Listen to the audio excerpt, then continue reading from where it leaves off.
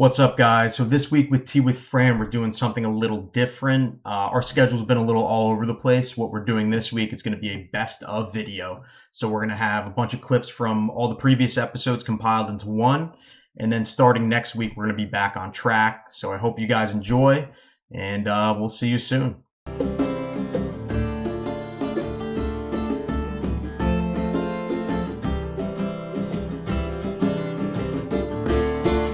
I reached out to a coworker, an old coworker of yours, another teacher, one we've discussed before, who's actually has some art kind of hanging here. He mentioned something, and I don't think you've ever told me about it. The Council of All Beings. That's one of my absolute favorite projects. Yes, well, now's the time for the Council of All Beings. It's spring, and you go for a spring walk. Take your family, take your friends, and go looking at everything that's coming alive after being asleep. And let something mean more to you than the other things. I mean, they're all important. Everything that's alive has its place and is important. But look at what speaks to you. Maybe it's a caterpillar, who knows? Or maybe it's a butterfly. Maybe it's a frog. There are all kinds of things happening out there. You could go any time of year, actually. Even a winter is a nice walk. Take a winter walk. And then when you come back, you have chosen the thing you're going to speak for, the thing that really impacted you. Maybe it was you saw the red hawk flying, and that really is what you want to learn about. So then we would research the thing that you were interested in, so that you knew a lot about them, especially what their needs are in life, how they can survive. And so then you're going to speak for them as they address the two-leggeds who are not taking a very good care of the earth. Yeah, we don't do a good job taking care of your planet. I don't even think we take care of it anymore. That's right. At the point where it's just like, it's so far gone. It's like, well, it's just, I know. what are you going to do? I know. When you see people move in and they cut down every tree and build their big house, and they are not sensitive to all the life that lives there. But then on the day, all right, here we are. They've done their research. They have thought about what this thing, this creature, this animal, this plant, you could be a plant. You could be a mountain. You could be anything that you want to talk about. All right. Then you speak for them, but you have to use a paper bag to decorate it so that it's like, if it's a butterfly, you can use construction paper and put that all over, or you could actually go out and get some sticks and glue them on, and you can be a tree, you can be whatever, but you have to sort of look like what you're doing. And then on that day, everybody, you got to get serious. You can't, this is not funny, okay? It's serious. Everybody leaves the room, and they line up outside, and the two-legged people that are going to be the council, they're going to listen, right? They're waiting, and then I have a Native American drum that I always play, and I beat the drum, and in walks plants and animals, and they come and they sit around the two-leggeds. And then it begins. The two-legged say, well, what are you doing here today? And then one stands up and they start. And then the two-legged can like say, well, we can't do anything about that. We have to have cars. We have to have emissions coming out of our cars. I'm sorry that the air isn't the way you want it. Why are you coughing, butterfly? But then the kids have to defend who they are. And that they are important in life on this planet. And I can tell you that after they speak for them, I would always take all of the paper bags and pin them up around the room, so it didn't go away right away. They were different kids. They were very different. In fact, some of the kids, when I would run into them, they would say, you know what, I'm still looking out there and speaking for the plants and animals that can't speak for themselves.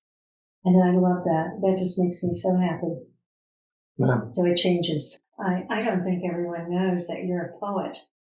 I don't think I do the poetry. I don't think that's going to pay many bills. He's going to start rapping, though. Poetry and rap go hand in hand, so he's going to start. I'm going to record my poems and just speed them up. Yeah. Yes. Well, it's a great gift. Thank you. Yeah, your support for the poetry has always meant a lot to me. Why don't you write a poetry for me? Like a poem, a poetry. Why don't you write a poem for me, Kev? Where's my poem? I've known you for how long? Where's my poem? All right. Justin, you asked me to write you a poem. Oh my God. Oh, I did. Yeah, I did. And what did you want me to write a poem about for you? Do you remember? Oh, it was something about my eyes and my essence. My Yeah. essence. Yeah. Oh boy. I gotta start my car. Yeah. Get ready. So, You have a poem. yes. It's Are you gonna serenade me right now? In front of Fran? Yeah. Zoom in the camera.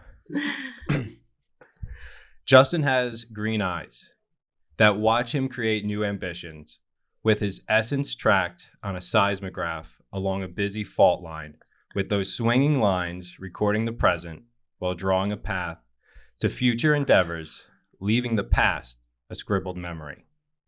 Justin wants a poem because everyone does, on some level, enjoy the sounds others make when they speak in metaphored praise. And these word-filled piñatas get beaten up blindly, leaving a mess of lines called poetry. Justin consumes to better understand his creations, hands and mind in sync, like the gears of a watch, tick, tick, tick, tick, tick, always thinking. He knows, like architecture, how something beautiful can be created, how a joke can be engineered. He knows how much he likes to talk. Dude. Yeah, that was Beautiful. good. That was that last line. The essence. We have Yeah. the essence. Yeah. Started off, I was like an earthquake on a seismograph. I'm like, oh yeah, it seems right. But yeah, fitting. Ah. Yeah, there's a couple lines in there. I'm just like, I can't believe I'm burning these up on Justin, like the piñata one. But if it fits, it fits. And then I ended on that. He knows how much he likes to talk, and then just nothing came after that. You're done. Just ran out of steam, and I didn't want to phone it in, so rather cut it short than fake it. Mm-hmm. This one, I was with a friend the other day, and they've been enjoying the show. Good. And obviously, you're a very positive force in the world. But he wanted to know if you have any times that you're comfortable with where you have failed. Where I have failed. First off, Fran doesn't fail. Yeah. Well, are we talking about students? Because Anything. right. Yeah. See, there are always those students somewhere, not many, but there are those that are not ready to listen. It's like they're asleep. And their lives are so complex. Their families are so busy that they feel sometimes that they're in the way. They're coming from families where they're divorced, and the new people in their life are jealous of them. I've heard so many stories. I've stayed after school with so many kids. And I can't always free them of the problems that they're having. That's what you can't do everything. Incest, that happens. Oof. A student who wrote a poem about when her mother went to work, she heard the door open down the hall, and her stepfather was going to come down the hall to get in bed with her. Oh my God. And I just cried. I went, of course, to the office to get help, and I know that they did everything they could, but it's hard to get into people's families Mm-hmm. and be part of what's going on there. So yes, there have been failures, but I still, when I think back on them, there were no serious ones. One of the most frightening nights of my life was when I had a call from a student. I had left that school, and it was in Glen Rock, and left a wonderful group of kids because I got a job finally in Vernon. And I really wanted to be here because driving to Glen Rock in the winter was tough. 5:15 was dangerous.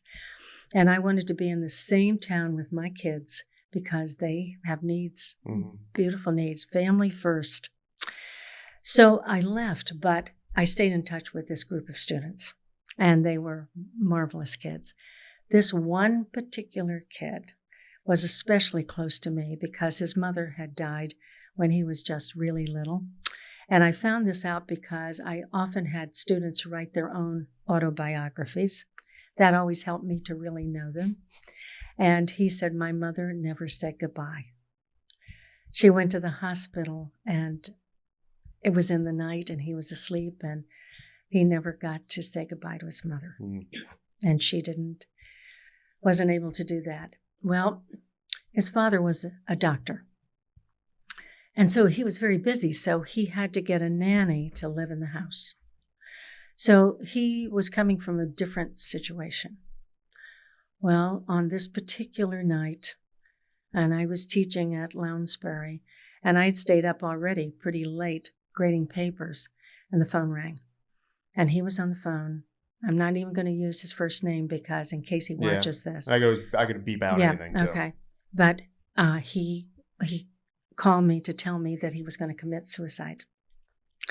He said his dad was always gone, and his father was a very good doctor, and he was attending different meetings and conferences, and he was the speaker, and everybody, I mean, he was always gone.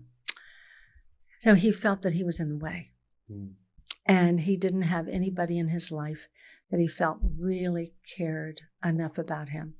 No reason to stay. Yeah, we got telemarketer calling and leaving a Spanish voicemail. Isn't that unbelievable? I get a lot of phone calls. Okay. So on this night, when he called me and he said there was no reason for him to go on living. He was a high school student at this point. All right. So it had been several years since I had been really in touch with him.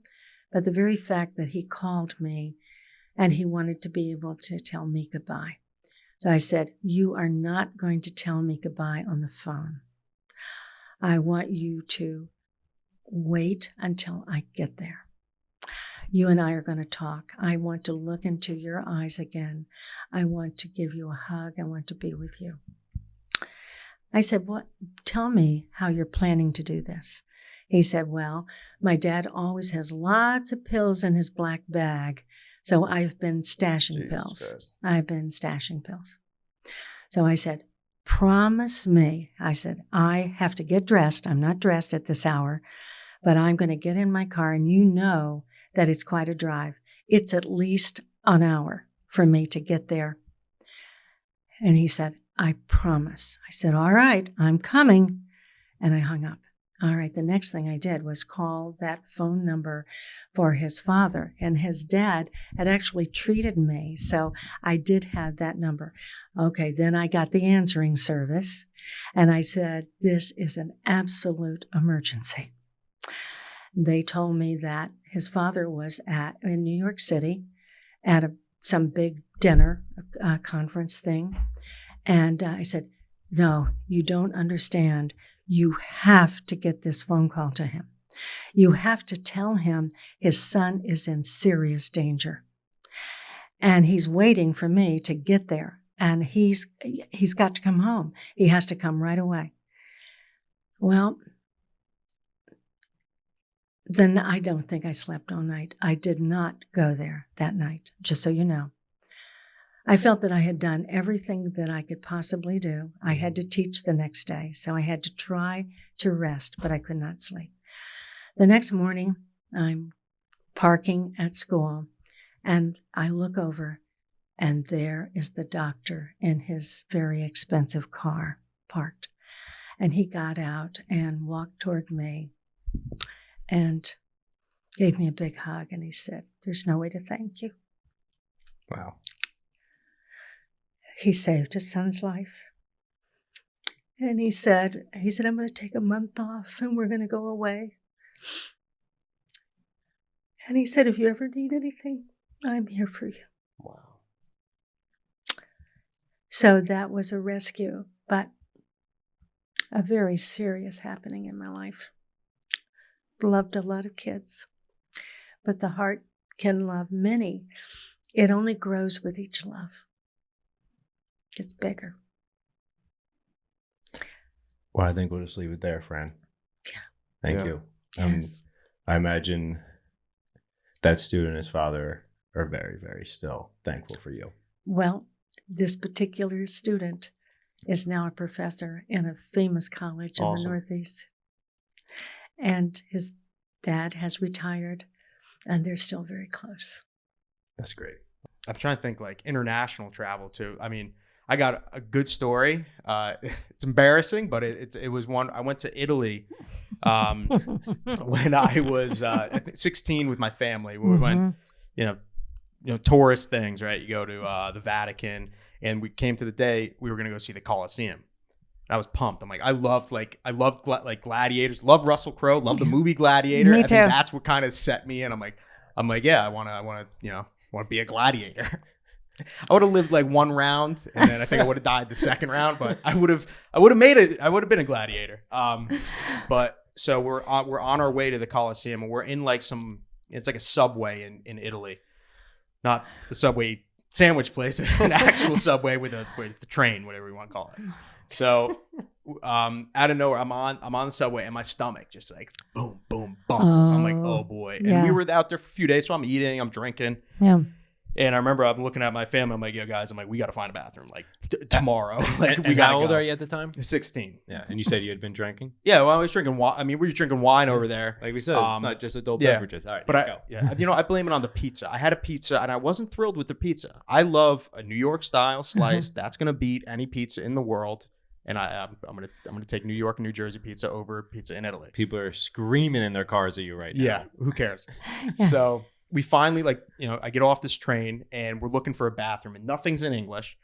And there's these almost, they look like elevators, and you have to insert money into them, to right? get in So and- I have change. My mom has change. She's trying to figure out how to use this thing. I'm trying to figure out. She gets one open, and she's like, all right, she's like, come in here. And so I'm walking over, and she stepped in, and I walk in, and the door closed, slammed shut behind us. And I look over, there's a toilet in the middle of the room, and my mom in the bathroom with me. I'm like, you got to be kidding me. I tell my mom, I'm like, turn around, I'm like, face the wall, and I shit my brains out.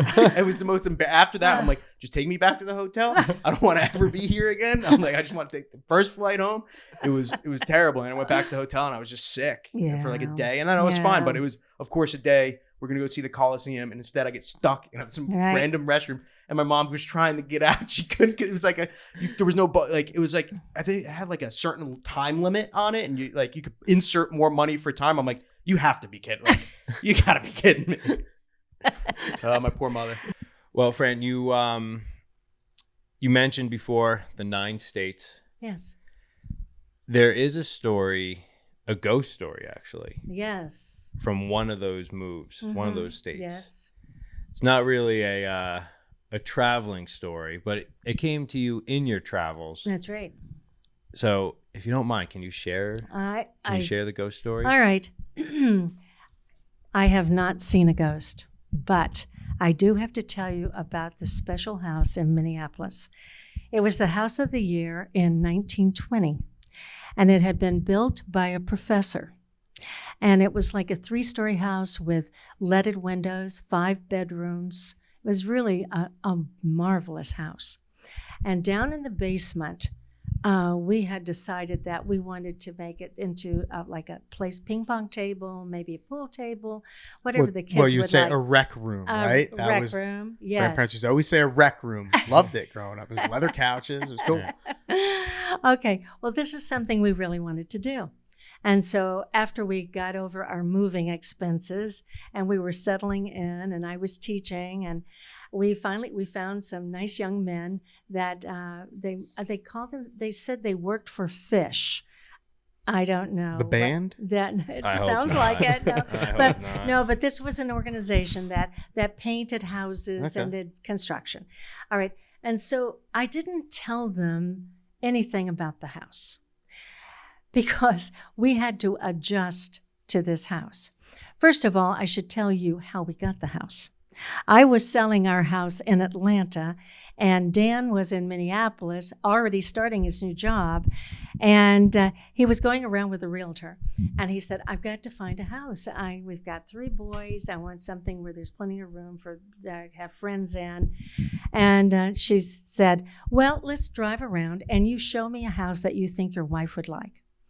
So they're driving along the Minnehaha Parkway, and he said, "That house right there intrigues me, and I think Fran would really like this house." So she said, "Well, let's find out if they'll sell it." And he couldn't believe this realtor Knocking on the that doors. knocked on Get out of your house. We're buying it. She knocked on the door, and this very nice lady came to the door and said, "You want to buy this house?" And she said, "Well, we're looking for a house, and we wondered if you are thinking of selling the house." She said, "In fact, last night we decided we're going to sell our house." Oh my gosh. Okay, so now Coincidence. it was a coincidence. All right, Add so some spooky music while she Yeah. tells Yeah. the story. all right, so Dan said he wanted to walk through the house. He walked through the house. He loved the house. Lots of hardwood floors and those leaded windows everywhere were beautiful. Mm-hmm. And it looked across at the Minnehaha Parkway, and there's a beautiful river that meanders down. Well, they said, "There's one thing we need to tell you about the house. The attic is locked." Oh, God. When we bought the house because the person had passed on, and the family wanted to get rid of the house. And they said that they would come back and clean out the attic, but we were never to open the door and go in the attic. So there's a big lock on it. I'd be like, nice, but I'd be done. That's my part. Oh, there's a well in the attic. Small child. So Dan said, "Well, we don't need it. We've got plenty of bedrooms. There's lots of room here."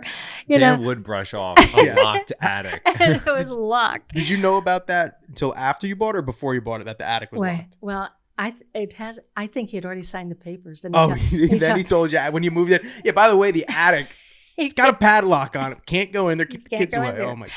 But see, all the bedrooms had plenty of storage places and closets, and who needed the attic? We didn't need it anyway. All right, so we move in. All right, and a couple of nights I heard crying. It sounded like somebody crying in a pillow with their face down in the pillow. Justin, what does that sound like? Sounds like me almost every night. All right, so the first time I didn't get out of bed, but the second time I heard it, I got up and walked down the hall. And when I got to the door that was locked, it sounded like it was in there. And just a soft crying in a pillow. That's what it was like. So I went back to bed, and I just had to tell myself that I was imagining it. Yeah. That's what you think. All right. So one of the bedrooms upstairs on that same level with the locked doors was an empty one. And I liked that room. It had a lot of light coming in. And I said, that will be my sewing room.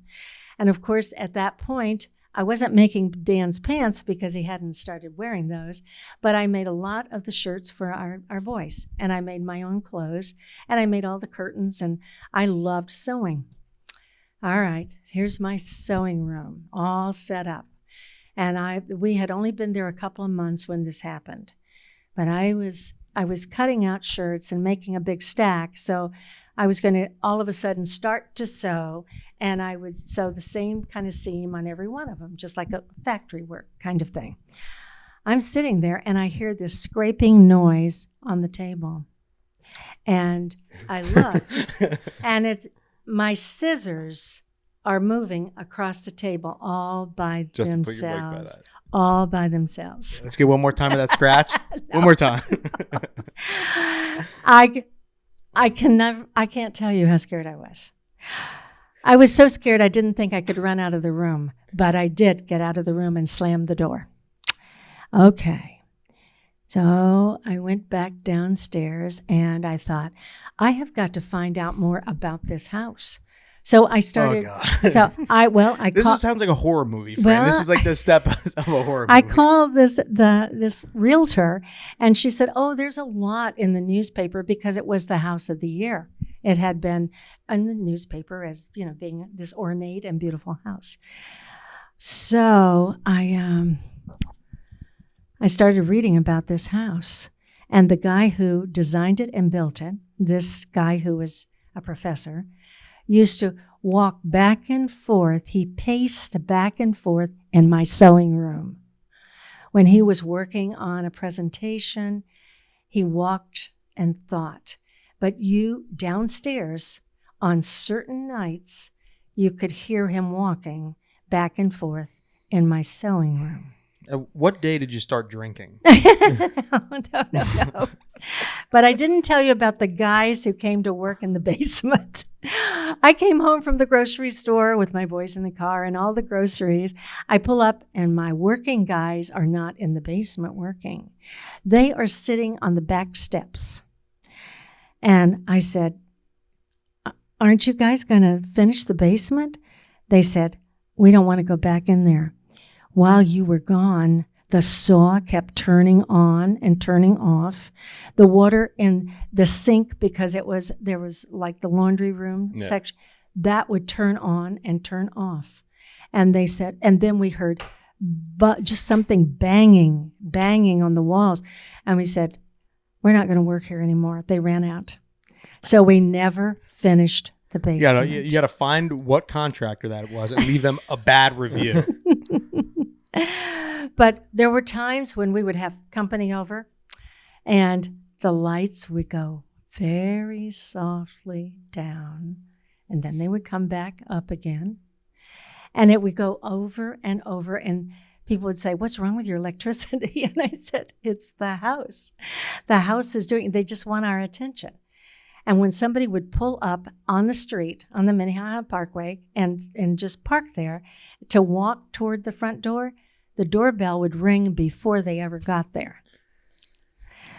And that's an efficient doorbell. I'll give him that. The doorbell thing's cool. Everything else, that's way great. ahead of the time But for at what- ring doorbells. But at what point were you and Dan? I'm sure you and Dan had to have a conversation where it's like, "Honey, like, what do we do? Like, Well- did you ever did it ever like try to like threaten you Well, or?" I got holy water from the church and went around and sprinkled it all around in the house and, said, I don't know why you're here, but you're here.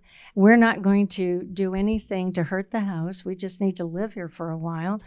And I just would talk to them as though they looked like you and me. But never did it stop.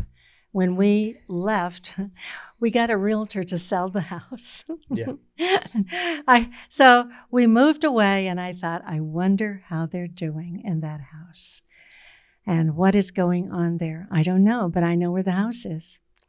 So I can tell trip. you, road I can trip. tell you that ever since then, I understand that there are things that we cannot see, but exist. And they do make sounds, and they do move things sometimes. And I can't explain it. I don't know why it happens. Why aren't they off in heaven or wherever they're going? Why are they still here? I don't know. But it was a surprise in my life. And I have gone on in search of understanding why some souls seem to be trapped and are still here. I don't know. It's up to you. See if you can find out. Maybe they just like messing with people, right? They might. They might. They're just like, we could prank people. They didn't hurt me. Yeah, those are good. They never hurt me. They just Good scared. confused soul. They just scared me. Good lost soul. Discussing how literature can be windows or mirrors for an individual. Mirrors meaning you are able to connect with the story, see yourself in it, and allow you to reflect further on your own identity.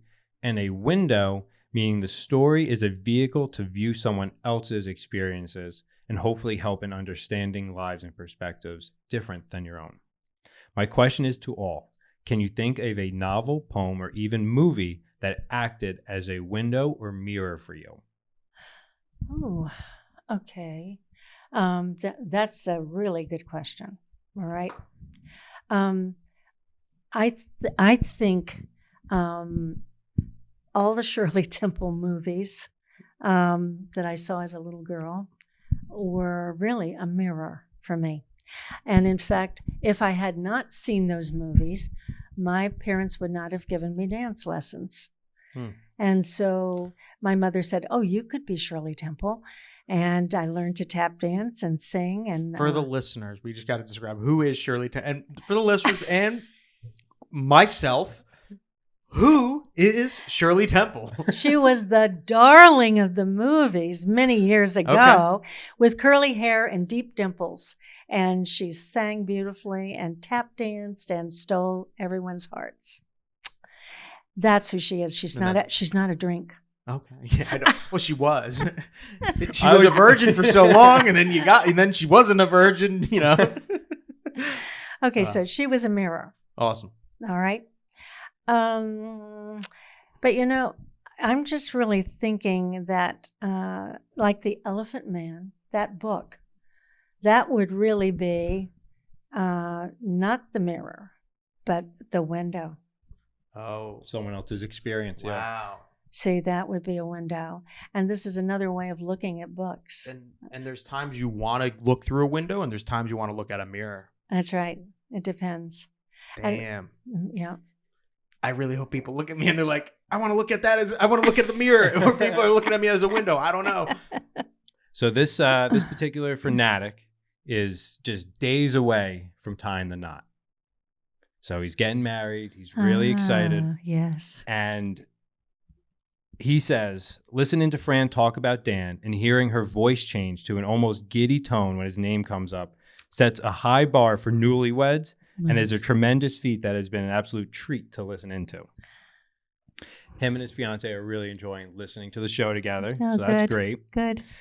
I will not ask what the secret sauce is for a long-lasting and loving marriage, but what we would love to hear is how you learn to communicate better with one another over time and what advice you may have for newlyweds on communication. Turn the love volume up to 11. Oh, wow. Oh, that's a beautiful question. Well, if they have found the right person in life, I believe they have. and I believe they have too, and they're very much in love, well, then that is the most important thing in your life. And so every consideration considers whether the other person would be happy with your decision on whatever it is. Mm-hmm. And everything needs to be equally shared. You know, you look at your lives and which way you're going, and then you look at how much time you have at home. You want to always have time for just each other. And even after you have children, you should also have a date night. You need to get away and just be the two of you, and just be like you're dating again, and just center your heart on this person. That's the only way. I can't imagine any other way. See, when I think about the kids today growing up and getting married, I'm not sure they would have moved 9 times. You know, because the women today can have jobs that really they need to stay where they are because they're working their way to the top. Yep. And for me, I didn't mind moving. I did mind in some ways, but I didn't mind going to another school because once again, your classroom is your world that year. And so I'm like a potted plant. I have my roots with me all the time. So it was okay to move. So you need to be sure that you really want to be with this person as much as possible the rest of your life. And that's what Dan and I did. I followed him through all of his moves and all the different companies and all the states we lived in. You never lost sight of him? Well, how could you? He's 6'6". Yeah. So you got to find yourself a nice tall guy. You know? Well, and we loved the same kinds of foods, almost all the same kind of food. And we loved doing almost the same things. But if you don't, then you still need to allow each other to go and be who you are. And then just be sure that you share it, come back and talk about it. Tell them like you're telling a story and that you wish they had been with you. And because everything is really better if you are both seeing it together. That's the story. I love the analogy. I mean, what you said, it's like, I'm like a potted plant. I take my roots with me. That's Like you right. still have your roots, but wherever you want to settle, let them spread, let them grow, put it in a bigger bigger pot and take it where it goes. And every time you settle, let it grow, put it in a bigger pot. And you're always mobile. You always have that choice, but it's like still spread what you're there for. You know, you're there for Yes. teaching. So how many different kids did you teach in different states? You'd lose count. Yes. But whether you were teaching it in one district for a year and then went to another district for a year, you took what you learned here and That's the right. relationships you had, and you brought that over here, and you continue to grow. Yes. Find the right person to do it with. That's Yes. even better. Two things I just want to add. I really like that you need to center your heart on this person. Yes. I really like that line. That's really nice. And then I just wish we could hear Dan's answer to that question. I'm sure it would have been very similar, but Yeah. it would have been Yes. sweet to hear. Yeah. So Yeah. center your heart on the person you want to spend the rest of your life with. Justin, you got any advice for the newlyweds? I mean, listen to Fran. That's my only advice I got. I don't know. It kind of covers it all, but like at the end of the day, that's right. Like, and like obviously, you took the step to pick that person. They took the step to pick you, and I want the best for everybody. So I think everybody deserves the best, and the best is defined different for everybody, but you'll get there. I just know these fanatics are listening to this episode. They're gonna wild out and love it. And they're going to love it. And I'm just kind of thinking on the listeners out there that I know, and the ones that are couples, they're just they have their hearts centered on that person that they're with. And I think first, the biggest sign of a healthy relationship, they both listen to Tea with Fran. The second sign is they got their hearts centered. It's funny because like resolutions are like, it's always like when a new year comes, what are your resolutions? That's right. Yeah.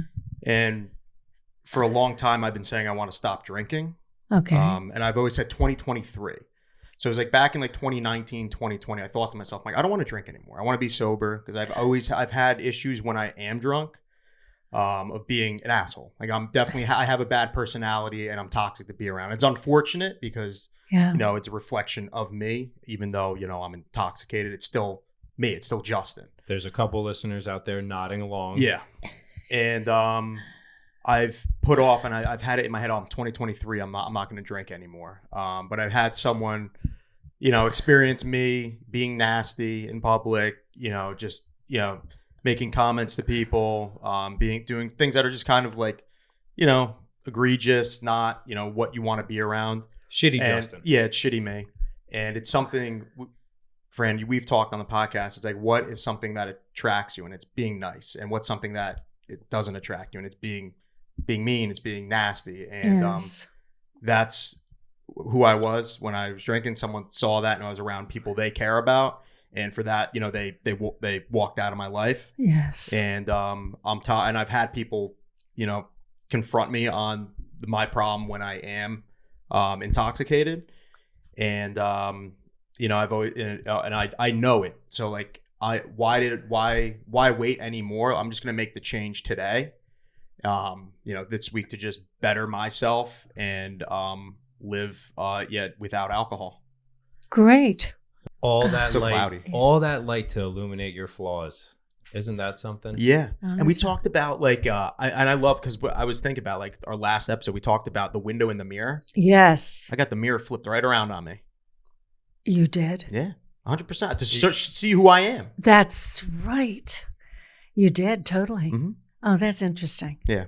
So Well, I feel good. I feel Yeah. happy. Like I'm able to like talk to you, you Oh. about it. I'm so glad you feel that you can tell me. Yeah. So for anyone who doesn't drink, I know a couple people who don't drink. Right. A couple people who are younger, and I know actually a lot of people who are older. who've had drug problems, drinking problem, whatever it is, and they've been Yes. sober for 10, 20, 30 years. Right. And they love it. So also, I'm gonna save some money not going to. I'll go to the bar and I'll just drink all their dirty tap water. I'm fine with that. That the thought of having the mirror flipped on you so you could see yourself, how difficult, of course, but also how nice that is, someone to tell you. Yeah, because we all have what we think our presence is in the world. Yeah. And you knew yours was rocky at times, but yeah. for someone to just hold that right up, it's like, And this is who you are.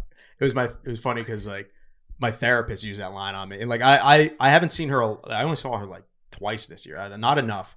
Back in 2020, and it was 2020. I mean, I'm quoting Howie Mandel. I put her on a new tax bracket. I saw her a lot.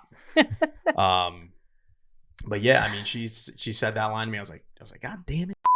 I gotta beep out her name. But yeah, it's good, and that's where I love mental. I love talking things out and working it through. Right, just what exactly did she say? The mirror bit? Yeah, that mirror bit. Yeah. Yes. Fran, you left us with a bit of a cliffhanger last week. I did. And it involved plants being able to identify murderers. Yes.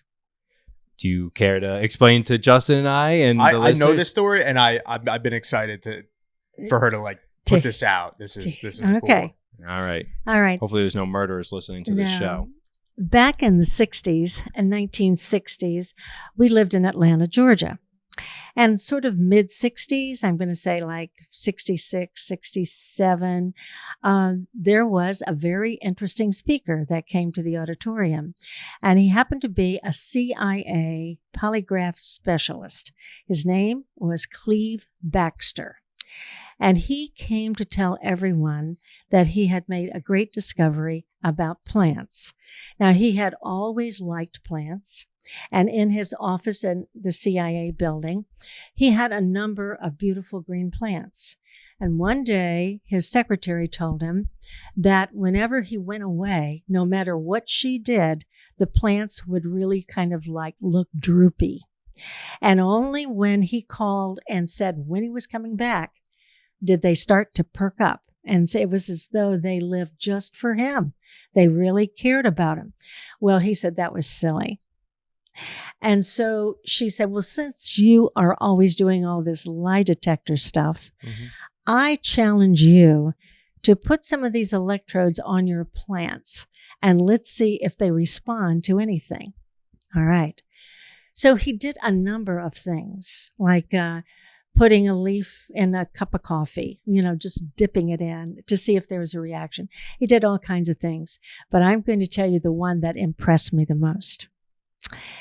He decided that he would see if they actually not only felt things, but which he did find out they did, but he wanted to know if they could remember things. And so he had 6 plants. 5 were going to be wired, and 1 was going to be the victim.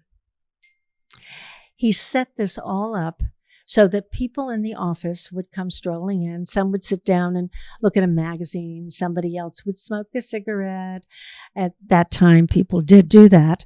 And sometimes they would just come in just to chat, or come in and they would walk around the room and look at a painting on the wall. But everybody did something different.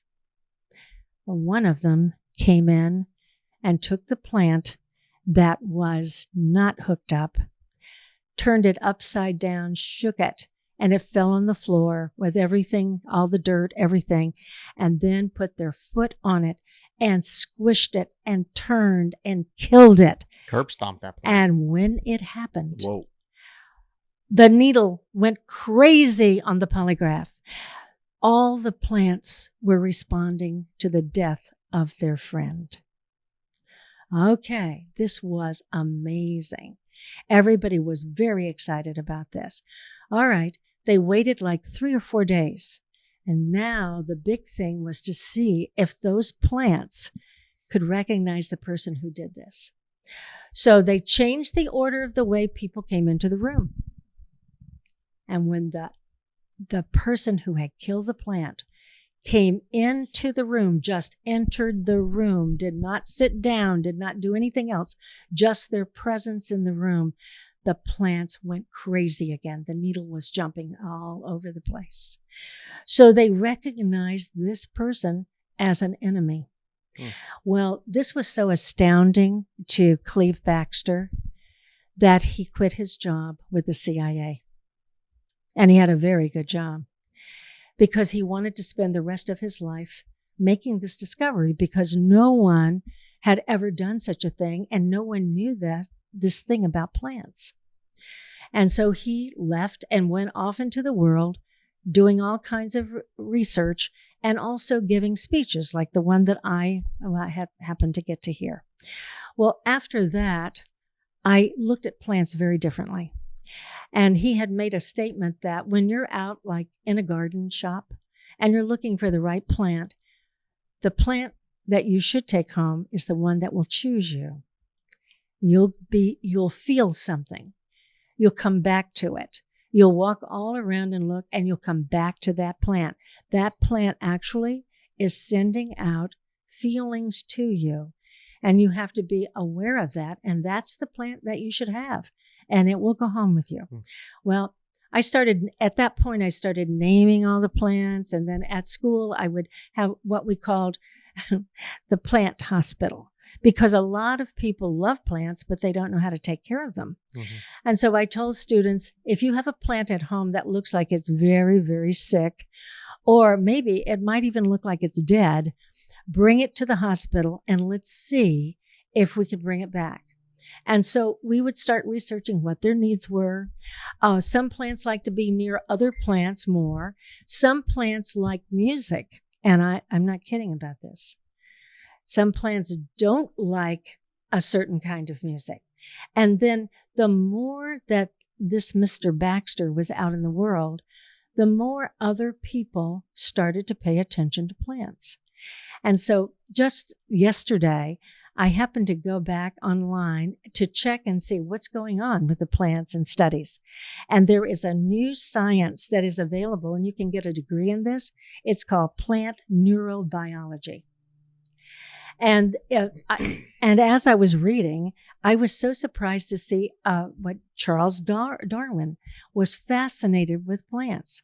I never really heard that much about his fascination. It was always more about animals. And he really cared about plants. He felt that their intelligence was somewhat like insects. And he said that they are like animals upside down. It's interesting. You think that their main sensory organs are underground at the bottom, and then their sex organs are on the top. They're showing off. And they're the flowers, right? And they have learned to survive that way.